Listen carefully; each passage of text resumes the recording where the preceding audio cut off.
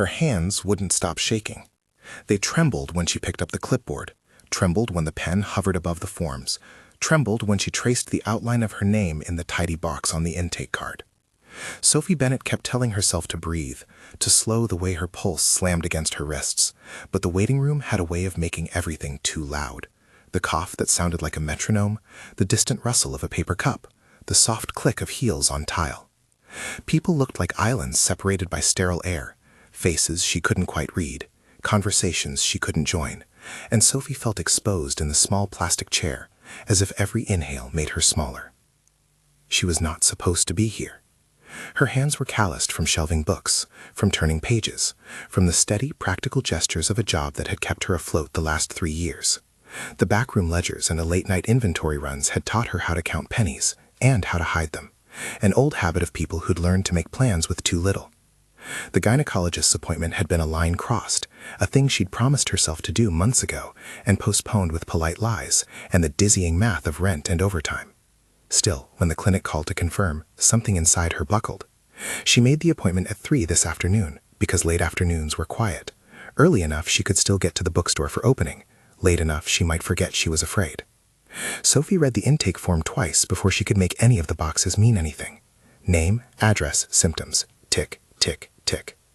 Her mind tried to busy itself with the pedestrian, the mundane task of filling, of checking, but it landed again and again on the idea of the doctor who would call her name.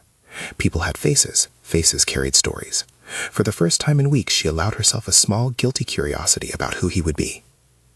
He arrived the way the clinic itself arrived. Precise, clean, and with an effortless certainty. Dr. Daniel Hayes stepped in wearing the kind of composure that made strangers trust him before they'd heard a single word. There was a photograph of someone like that in the hospital newsletter, against neutral lighting, the edges softened. But in person he had a presence that wasn't manufactured. His hair was still slightly damp from rain. His jacket hung as if it had been tailored to lean into his shoulders. He smiled at the receptionist with a small, straight-mouthed kindness that made it clear he was used to being recognized and preferred not to make a show of it. Sophie noticed the watch first, faster than she noticed anything else. A thin flash at the edge of his wrist, a watch that suggested money, efficiency, a life where time was a commodity sorted into neat blocks. She cursed the flash for the way it made her uneasy, like a neon sign that wrote "Other" above his head. She could have been anyone there in that waiting room. A face in a chair, a name on a clipboard. Daniel Hayes made her feel different. He scanned the room, glancing at the forms, the faces, and then at her. Something in his expression shifted, not clinical, not distracted, but attentive in a way that felt like being seen. His eyes met hers, and for a single unwelcome second, Sophie felt the curious heat of being examined in a way that had nothing to do with the appointment. He cleared his throat and approached the desk, voice polite. "Is this Mrs. Bennett?" when the nurse asked. He used her full name with the casual familiarity of someone who'd read the file and decided she was worth remembering. She tried not to stammer. Part of her wanted to stand, to leave, to make her body move before it could be pinned by conversation. She'd practiced her words in the tiny mirror at home, what to say, what to ask, how to sound as if she were confident. Practice broke down under the small, bright pressure of his gaze. Instead, she smiled, because there was nothing else to do, and handed over her completed form. The appointment moved with pleasant, professional efficiency. Sophie sat up straighter when he asked questions. She answered in short, controlled sentences, measuring every detail. Daniel's voice was calm and even, the kind of voice that could ask about pain and expect honesty without judgment. He listened with that same steady attention, the leaning in you never quite noticed until someone else treated you like a person rather than a case. Even so, Sophie left the clinic feeling off balance. The visit had not been traumatic, not by any measure. The nurse's efficiency and his soft tone should have been enough to put her at ease. But emotions didn't follow logic. He had a way of narrowing the air around her. His presence made everything feel both more visible and smaller somehow, as if being near him amplified the parts of her she guarded most closely. She had seen the watch. She'd noticed the tidy suit. She was not blind to the light that followed people like him, the dinners, the charity pages, the faces in magazines. She had paid her rent with care and sincerity and the truth of a bank account that required counting pennies. It seemed a small, bitter thing that something as simple as one set of good tailoring could rearrange her internal furniture. When the nurse said, "All set," Sophie folded the paper and moved toward the door with a speed she hoped read as confident. At the threshold, she felt the world tilt. A cascade of images washed over her, her mother telling her not to make waves, the cashier's raised eyebrow at a check that barely covered groceries, the landlord's polite but heavy words about late payments. She remembered every time she had been overlooked, the small humiliations that stacked up into a wall. She felt suddenly unsteady enough to need fresh air. She didn't think through her feet as she left. She just moved. Outside, the sky was a wash of late afternoon. The city filtered light over the clinic's glass, making its facade look as if it might have another life entirely. Sophie walked away too fast, the clipboard tucked tight against her chest. She had left her bags in the waiting room. She had left the small hum of the receptionist's voice.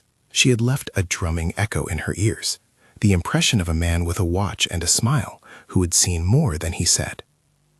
At the corner, she slowed and let herself breathe for the first time.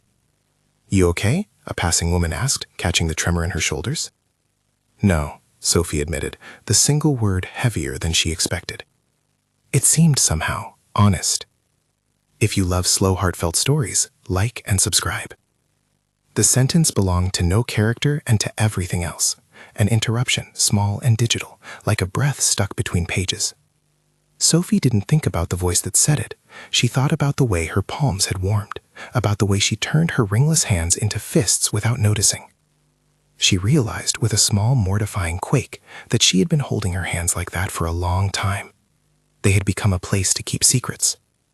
She did not go back to the clinic that evening. She went home to the narrow apartment above a laundromat that hummed like a tired engine.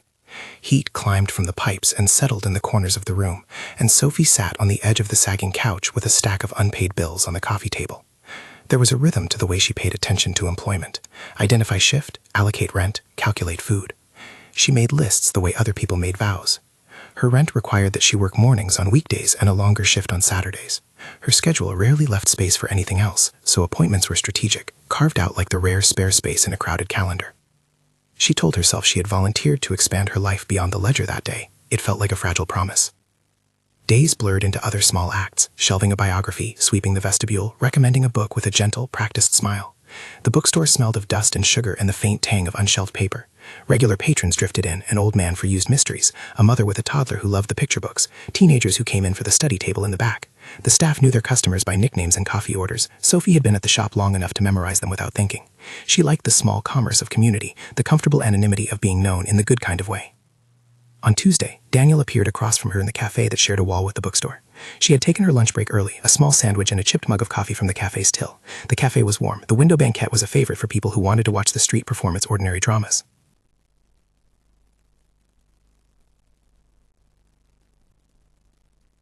Sophie sat with the book she'd meant to read but hadn't, and she allowed herself to watch a man with the kind of presence that made people rearrange themselves to accommodate him. He recognized her then, across the room, and something like a smile, contained, wary, played at the corners of his mouth. He rose and came to sit a table away. He didn't call across the cafe, didn't ask to sit with her. He simply existed nearby like a punctuation mark. A barista placed a tiny biscotti on his saucer, and he accepted it with the sort of ease people who were used to being served carried. For a while he read a form, an agenda, maybe, focusing in a way Sophie had seen on faces that had to make 100 decisions a day. His eyes flicked to her occasionally, once with warmth, once with concern. He left before she could make herself do anything useful, the movement so soft it seemed almost polite. She told herself it didn't mean anything. She told herself the world had to continue, and that curiosity was a dangerous thing someone with pennies could not afford. But she found herself wiping her mug and catching her reflection in the cafe window. That small, private ritual of measuring worth against the reflexive question, who looks at you and sees a person? Daniel's attention became a kind of punctuation in other small ways. He would appear in the bookstore on a quiet Wednesday afternoon, his name already on a hold for a book Sophie had recommended to someone a month earlier. He'd ask about it like it mattered. He'd listen when she offered an opinion on the craft of narrative. He didn't offer money, didn't invite her to gala dinners. He carried himself like someone who had learned how to be useful without announcing it. There were rumors, small slices of gossip folded into conversations at the staff table. "He's the face of the Hayes Medical Group," Marianne, one of the cashiers, said one afternoon while stacking receipts. "He started that free clinic downtown. Did you see the article? Big donation last month." The staff passed their phones back and forth, smiling at the glossy insert of his life, an image so cleaned and described it might as well have been edited. Sophie read it at home that night, curled on the couch with the soft glow of a lamp. The piece's headline announced he was a philanthropic doctor and a major donor. Photos of him at ribbon cuttings and happy children formed a sequence that made her stomach twist. It was not envy she felt so much as a returning old shame. The world had a place for him and a different map for someone like her. He belonged to a context she could not imagine fitting into, with dinners where suits outnumbered aprons and a kind of confidence that suited him like a second skin.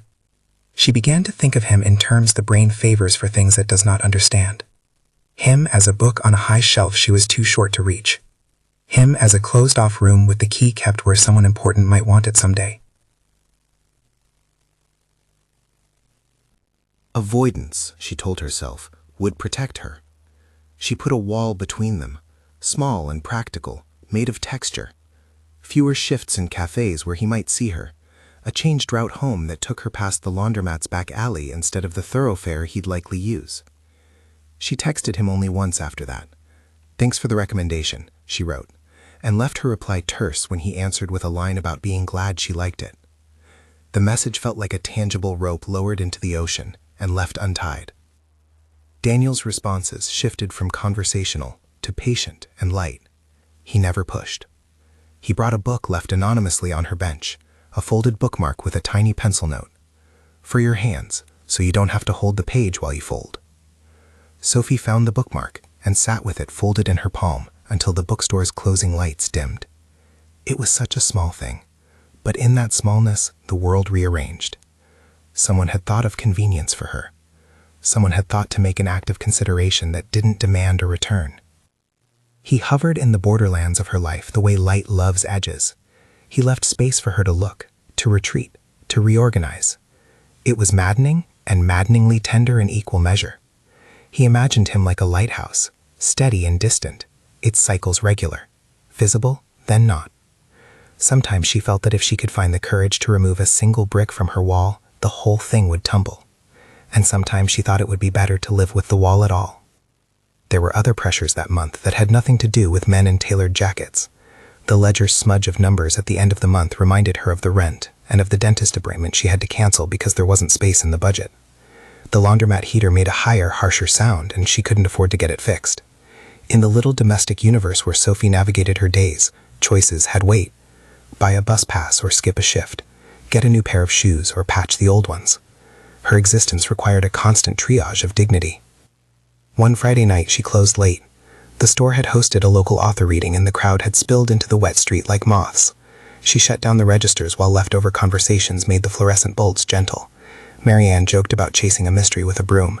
A teenager left a review card for the cafe with a heart drawn in the margin. Sophie carried the last box of returned novels to the back and let her muscles do the thing they knew how to do. I walked home in the rain, coat buttoned, collar up, the world compressed into the small slippage of water and light.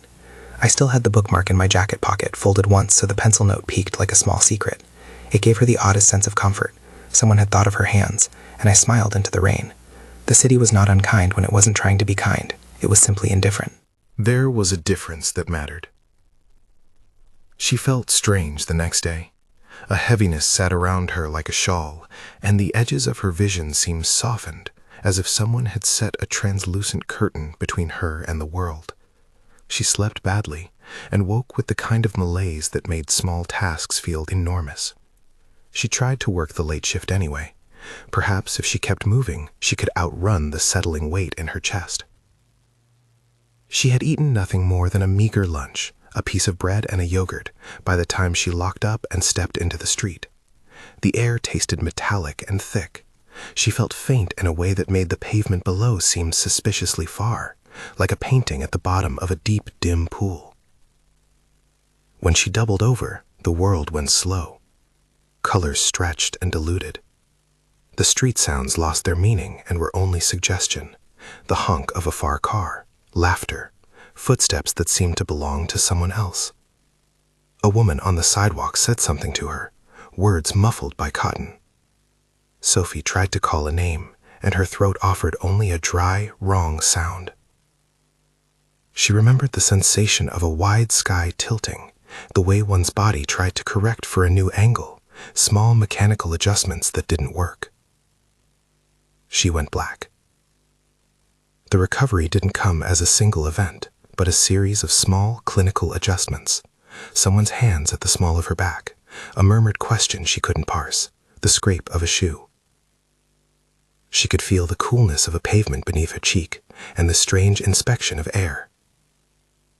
A man knelt beside her, and she blinked into concern, not recognition. A passerby pressed a phone to a mouth and said, "Call an ambulance." They moved faster than she expected.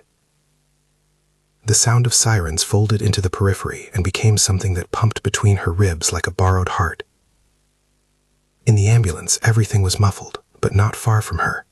A polite voice asking the same questions in circles, the clatter of straps, the dim blur of faces.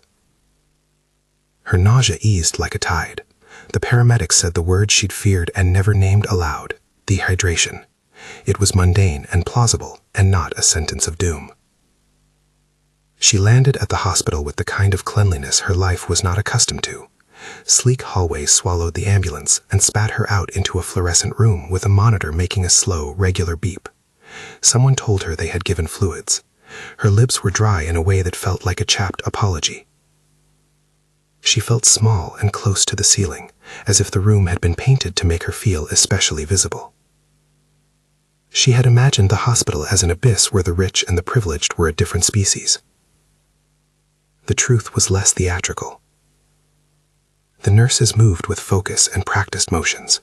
One of them, young and quick, adjusted her blanket and asked her questions with a patience that didn't assume hysteria. The monitor made rhythm. A curtain flapped. The air tasted faintly of antiseptic and lemon cleaner. When the door opened, Sophie assumed it would be another staff member or a worried relative. Instead, it was Daniel Hayes. He stood at the doorway like a person who had stepped out of a different day and into one where his presence displeased time itself. He did not look like a man who had been waiting, as if the world had arranged to make their paths cross at this exact urgent moment. He looked like someone who had run, just enough to be breathless, then stopped because running reeked of panic. The infection of worry in his eyes did not come as an announcement. It was a quiet avalanche. For a second, he froze. The rest of the world, curtains, the rustle of a nurse's scrub, the steady beep, receded. Sophie watched him watch her, and in that watching there was a strange, raw truth. He was not the image in glossy paper. He was a man who carried lines of tiredness near his mouth, who had a small crease between his brows when he realized someone might be hurt. "Daniel," the nurse said, and Sophie realized he had introduced himself to the staff with a calm voice that made the name plain and not dramatic. He did not rush forward in a way that cut across the professionals who were in charge. He stayed near the door, hands in his coat pockets, as if to respect the line between being concerned and interfering. Sophie wanted, absurdly, to be embarrassed that someone as remarkable as him cared. She wanted to crawl into a book and hide. Instead, her body did a thing it did when the world made her small. She let a small smile come, accidental and surprised. He approached the bedside with slow care. His steps were unhurried, the way people who habitually attend to others move in a space where panic exists without controlling them. He asked the clerk, not to bypass anyone, not to announce himself, but to be allowed a few private moments. The nurse nodded with practiced neutrality and stepped aside. No one did anything dramatic. The hospital continued to fold and unfold with its own quiet motions. "You scared me," he said when he reached her. The sentence was unadorned, and his voice had a frayed edge that came from something private. He paused. He was not offering an explanation. He was acknowledging a simple human fact. Sophie insisted, and had nearly been taken by something small and common like exhaustion. Sophie blinked. The sight of him so close made the room tilt in the peculiar way it had in the clinic, a small tightening and then a release. "I didn't mean," she began, then stopped because meaning was messy. He had watched her leave that day at the clinic. He had been close enough now that she could see small details, how he kept his nails slightly short, a faint scar at his knuckle, the tremor of a hand that had been trained to steady other people.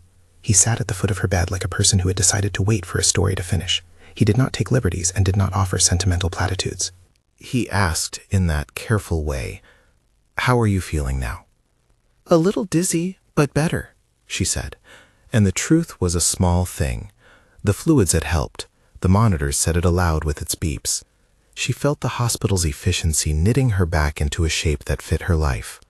He watched her with an attention that was almost afraid to claim itself.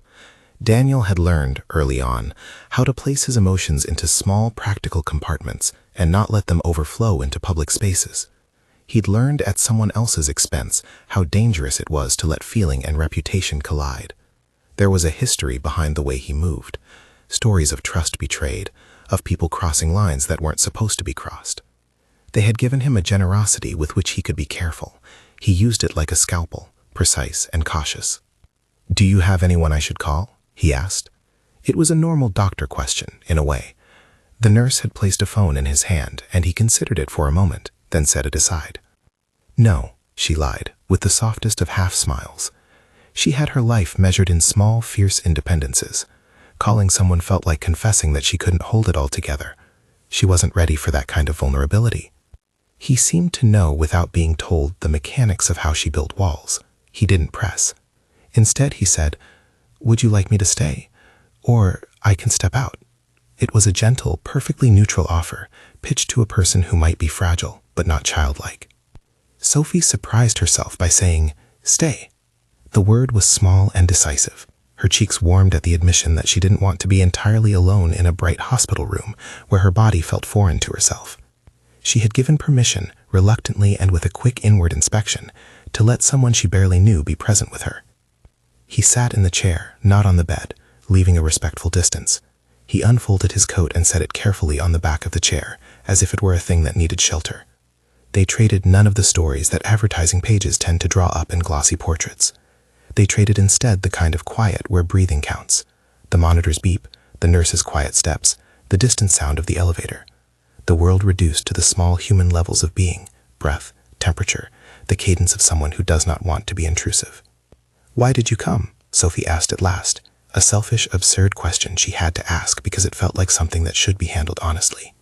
He looked at his hands briefly, an old habit. The flash of the watch, the crease in his knuckles, the scar.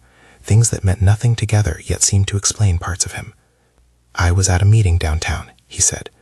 "I saw the ambulance. When I saw you—" He paused, as if the sentence held more than a simple explanation. He admitted slowly, "I was worried." There it was, worry, simple and real, not a demand and not a performance. Sophie felt the heat of it in a place that was both foolish and human. To be the center of worry from someone like Daniel Hayes felt profound and odd, like being given a rare currency. They sat with the low, honest exchange of two people who didn't yet have a language for what might grow between them. Outside the curtained window, the city continued to move in its indifferent orbit. Inside the curtained circle, someone held her hand for a small, practical instant, his fingers brushing hers with a touch that acknowledged fragility without exploiting it. When the nurse came back to check vitals, Daniel stood to give her space. He did not hover. He stayed near the doorway, a human outline carved against the soft fluorescent.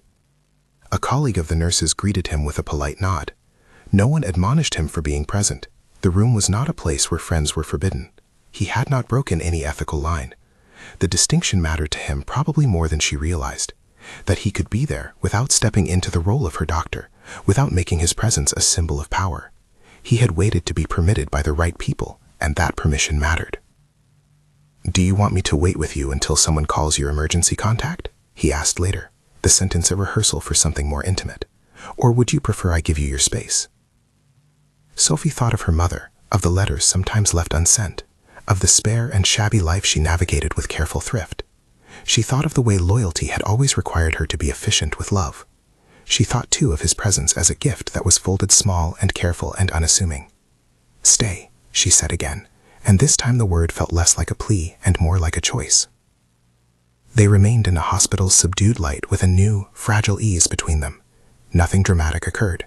He visited to check on her the next morning, bringing a paper cup of coffee and a plain croissant he left on the bedside table with a small, apologetic smile. He didn't offer to fix her life. He held it at the edges, present in a way that respected the line between healing and intruding. Sophie took the coffee because the motion of drinking it made the world less strong and raw.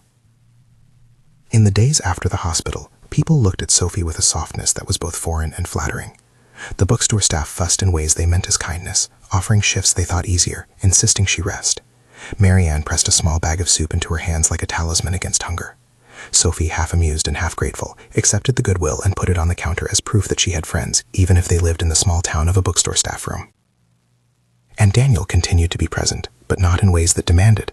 He was a constellation of presence, a note on a napkin, a book left for her on a table, a voicemail she listened to twice because he had said her name in that low, careful way. He was politely curious and gently distant in equal measure, and that combination made him dangerous, the way bright things are dangerous until you learn how to hold them. Sophie tried to protect herself with reason. She reminded herself that hospitals and chance had conspired to place him at her bedside. She told herself the bookmark had been an act of decency and nothing more. She did not want her life to slide into the kind of daydream that turned caution into longing. She had commitments that couldn't be folded away. She was proud of the way she could manage the practical.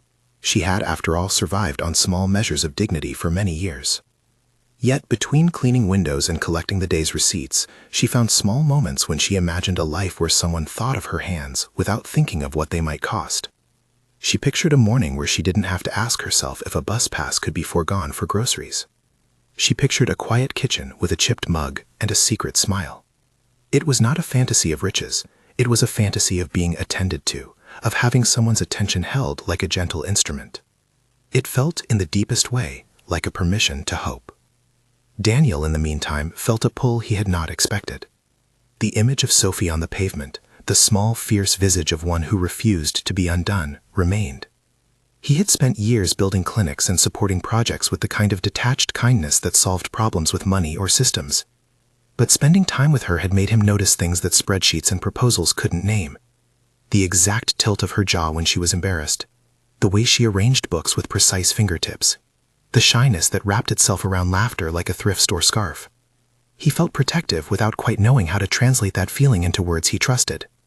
He had been warned once or twice by colleagues and by a bruised history that attachment was complicated.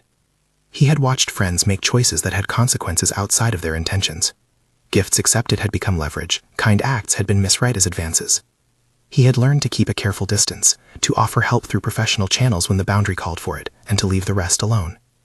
But he had not anticipated how quickly that carefulness would bend when faced with a single person who had lived so much of her life on the edge of fiscal survival that kindness meant something else entirely. One afternoon, when the bookstore's lights were dim and the air smelled like a newly shelved import, Sophie closed early to save on the last dozen minutes of overhead the register demanded. She counted the drawer, folded the receipts. Someone had left a note taped to the inside of the daily planner. Take care of yourself. Her phone buzzed. A message from an unknown number. There's a benefit talk next Thursday, it said. If you have time, no pressure. She hesitated, thumb over the screen, then found it was a promotional link to a patient education event at the Hayes Medical Center where Daniel would be speaking. She felt the old, familiar knot uncoil inside her at once, curiosity and anxiety tangled into a need to decide. She thought of walking away. The prudent thing was to leave and keep the careful walls intact. But curiosity, emboldened by a small, stubborn hope, pushed her in another direction. She paced at the back of the shop, one hand pressed against the ledger, while the other scraped a loose leaf of paper into the bin. Choices, Sophie thought. They were oftentimes only a series of small acts that required courage enough to make them stick. She bought the ticket. The night of the talk, she sat near the back of the small auditorium, the room full of quiet applause and the kind of polite interest gatherings conjure. Daniel stood at the podium with his characteristic modesty and clear intelligence. He spoke about community health in terms you could imagine printed on a flyer at a substation clinic. Practical, dismantling a narrative that made healthcare a maze only certain people could navigate. There were slides about outreach, about making clinics accessible, about listening. When he spoke of listening, he looked like someone who understood it as more than a technique. It was an ethic. Sophie left with a small pamphlet tucked in her coat pocket and an easy sense that the world had rearranged. He had not spoken to her afterward in a way that would be awkward. He had simply sent a note, later, thanking attendees for showing up and offering a link to volunteer. It was efficient. It was what one might expect from a man who negotiated networks and nonprofits. Yet the fact that he had thought to thank a room full of strangers in a way that felt personal made Sophie imagine herself among those unknown people as someone given to notice. It made her feel less alone. And it did something else that thrilled and worried her. It made her imagine a future where someone thought to reserve a space for her simply because she existed. The days rolled by, measured in small acts and quiet kindnesses. The bookstore's world remained in its comfortable orbit. The town's rhythm kept her grounded. She learned with an awkward and tentative delight the small interactions that grow into something like intimacy. The way Daniel asked about the book she recommended and listened when she answered. The way he left a folded napkin for her with a list of nearby clinic schedules. The way sometimes he would simply be nearby, a steady presence. He never did anything that felt like pressure during her treatment or hospitalization. The line between caregiver and admirer remained intact. When she needed medical attention, Daniel deferred to professionals.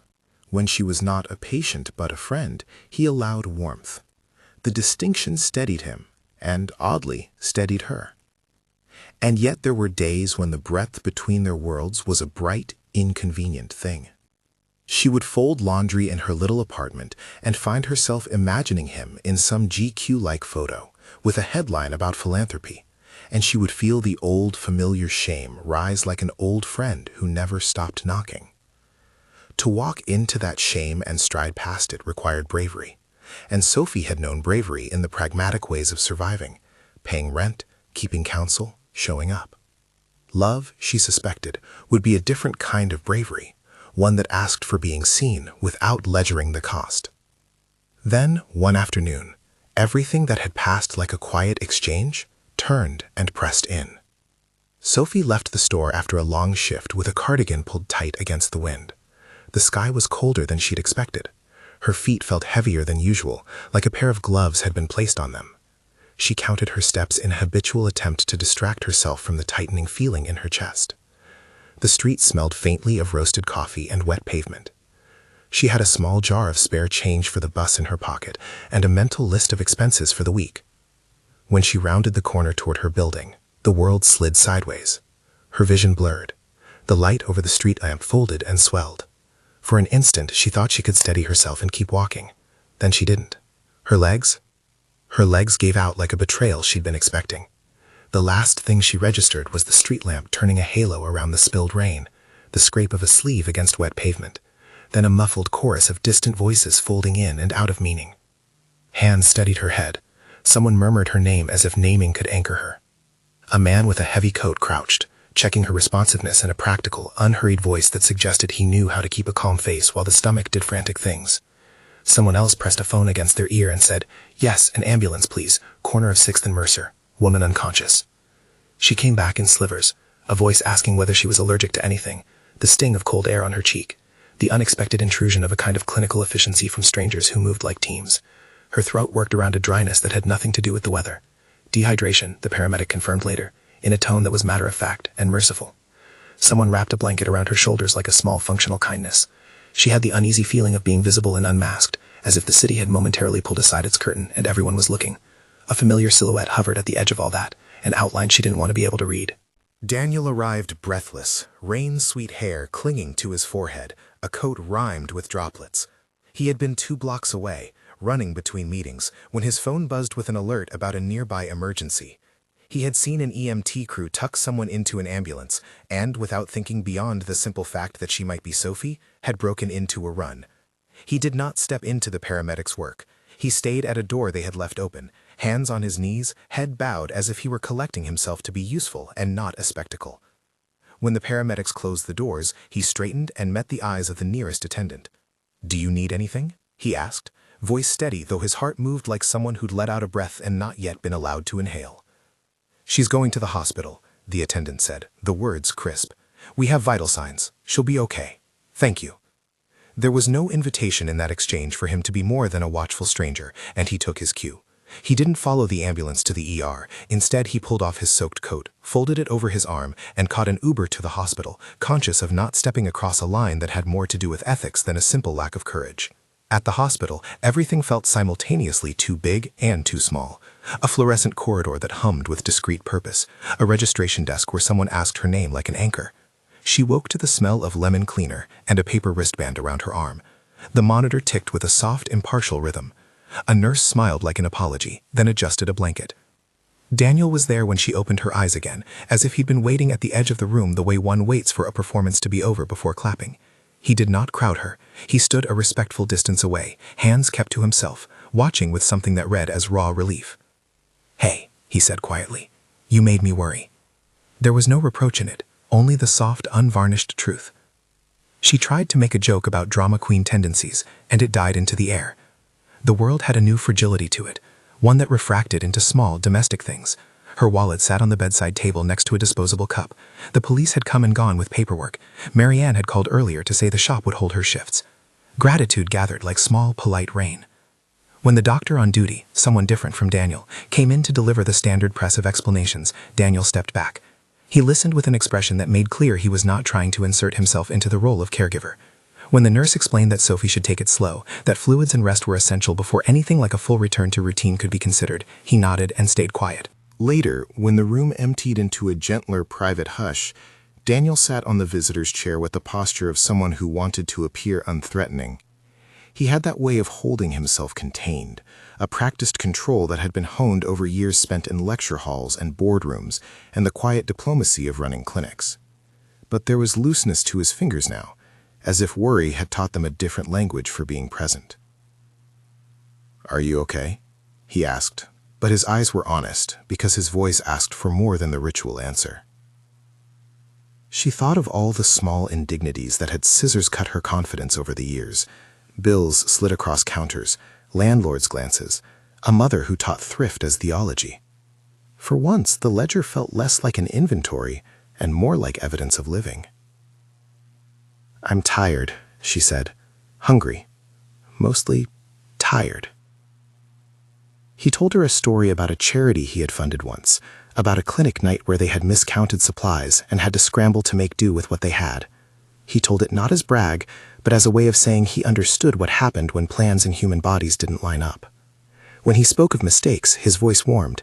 He didn't hide the fact that he had learned from being wrong. There was a steadiness to admitting fault that surprised Sophie. For someone used to the posture of polished perfection, it felt like a hinge unlatching.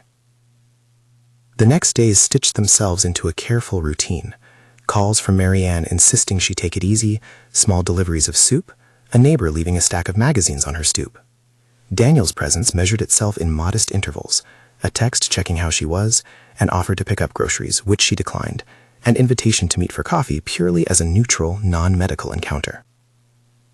He spelled his intentions out in small, practical gestures, as if to prove he could be ordinary without spectacle. Sophie took him up on the coffee because the idea of a neutral place felt less like an invitation and more like a laboratory in which she could conduct herself. The cafe by the bookstore felt like a safe map. Same banquette, the same chipped mug, the same window that softened faces into friendly smudges.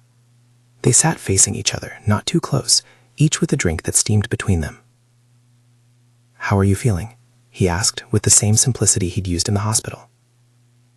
"Like a plant that needed water yesterday," she said, and the small laugh that came was real. He smiled like someone who had tender hands and had learned how not to show the tremor of having them. They spoke of small things at first, a book she's always meant to read, a recipe that never quite came out right, the insignificant victories of paying a bill on time. Conversation became a kind of scaffolding that allowed them to bridge the uneven distance between their lives. He told stories plucked from clinic files that had nothing to do with influence, about a community program that had started from a suggestion given at a coffee shop. She told stories of the people who came into her shop and left their pieces of life behind in the margins of returned books. At some point, their talk moved into sharper air. He spoke of trust in a way that did not sound like a lecture. He said he had been hurt before, by someone who had called attention like currency, by people who had taken his generosity as permission to treat kindness as something to exploit. "It made me cautious," he said, folding his hands around his cup. "I learned to step back before I made things complicated." There was a softness in that admission. It made sense, made the restraint she had noticed in him feel less like indifference and more like self-protection. She wondered, privately and with a sudden unwanted heat, about the reasons that shaped him. Men who made things, money, programs, reputations, often kept themselves buttoned up. It was easier that way. He had learned to keep his affection measured and his presence safe. When she told him in halting sentences about the ways her life had been determined by budgets and survival, about counting pennies and putting food before plans, he listened the way she'd once listened to a particularly compelling story on the shop floor, not waiting merely to speak, but hearing. His brows softened the way light itself does in later afternoon. "I don't want to make you feel smaller," he said, and it landed in her with a strange, clarifying weight. "I like you. I like who you are, not out of pity, not as a charity case. He stopped, as if the grammar of care had betrayed him. That moment, as fragile as vintage glass, hung between them. It was a sentence both tentative and monumental, the sort of confession that admitted more than a simple attraction. It acknowledged the power differential and attempted, carefully, to step around it. She searched her own face in his eyes, looking for the reflective truth she had always sought, that she was enough as a person and not a set of needs to be fixed. When she spoke, the words came with the force of someone who had decided to stop making habit out of retreat. "I don't want you to feel like you have to rescue me," she said, "but I also don't want to hide from the fact that this opportunity to be noticed is scary and beautiful both. I want to know what you want, if it's real." He swallowed, an almost boyish gesture she would come to recognize in the quiet months ahead. "I want you," he said simply. "I don't want to be the kind of man who confuses gifts with guarantees. I want to be someone who chooses to be present because I want to be, not because I'm obligated." There was a space in the air then where something could shift. It felt enormous and true. It felt like a doorway unlocked with a key the pair had only just discovered. For Sophie, making a request was always a transaction. Ask, get, balance accounted.